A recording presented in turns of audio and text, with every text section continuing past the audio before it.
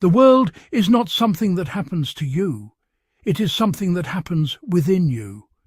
You stand before your daily tasks and feel a heaviness in your chest. You look at the work before you. Perhaps it is tedious, perhaps it feels meaningless, and you say, "I will be happy when this is finished. I will find peace when I am finally doing what I love." But I tell you, if you cannot find peace in the work you dislike, you will never find it in the work you desire. True knowledge and action are one. If you say you know the path to tranquility but feel agitation while performing your duties, then you do not yet know tranquility. We often make the mistake of separating our internal mind from our external circumstances. We believe the work is out there and our soul is in here, and that the two are in conflict. This is an illusion. There is no work that is inherently degrading or inherently uplifting. There is only the mind that meets the work. Consider the dust on a mirror.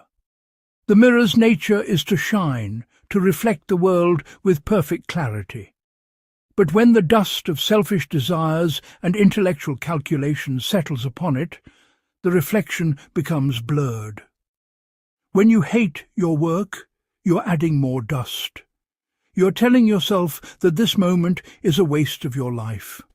But how can any moment be a waste?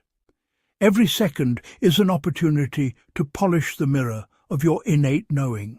If you find yourself in a job that feels like a burden, do not look for an exit in the future. Look for the center in the present. You must practice attaining realization through hardship. The great way is not found in quiet mountains alone. It is found in the midst of the marketplace and in the filing of papers.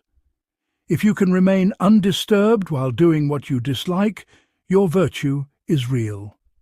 If you can only be happy when things go your way, your happiness is a fragile slave to fortune. The secret to enjoying what you do not like is to stop judging the work and start observing your reaction to it. Why do you dislike it? Does it challenge your ego? Do you feel you are meant for greater things? These are movements of the selfish mind. When you approach your task, do it with the same sincerity you would give to a sacred ritual. If you are cleaning, clean with your whole being. If you are writing a report, let every word be an expression of your integrity. When you act with total sincerity, the distinction between you and the work begins to dissolve. The resistance fades. You are no longer a person suffering through a task. You are simply the action itself.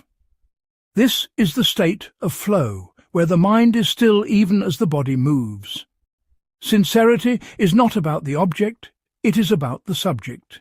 It is your commitment to your own internal light.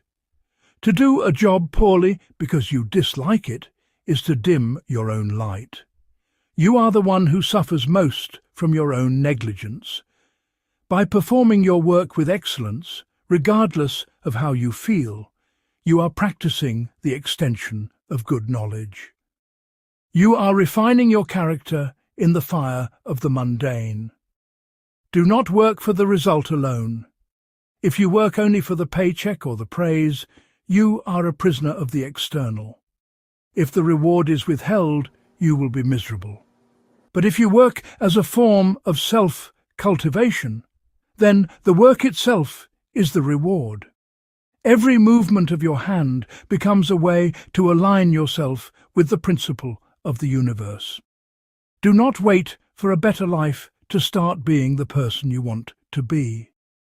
The person you will be 10 years from now is being forged in the boredom of this afternoon. If you decide right now that this task is the most important thing in the world simply because it is what is in front of you, then you have already won. You are the master of the house, and the work is merely a guest passing through. Why let a guest ruin your home? Treat the guest with courtesy, fulfill your duties, and let it go. Keep your mind like a calm lake.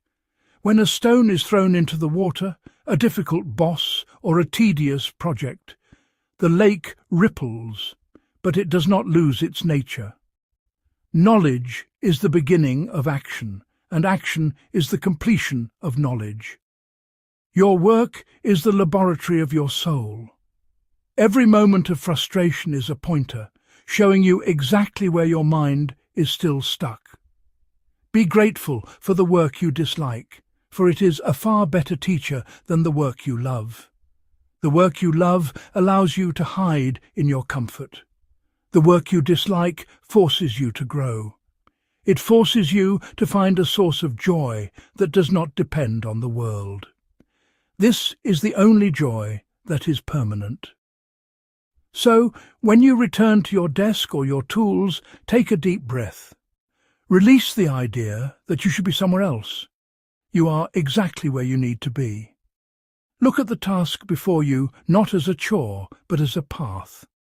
Walk that path with a steady heart. In the end, you will find that the work has changed because you have changed. The world has not moved, yet everything is different. Turn your work into your wisdom.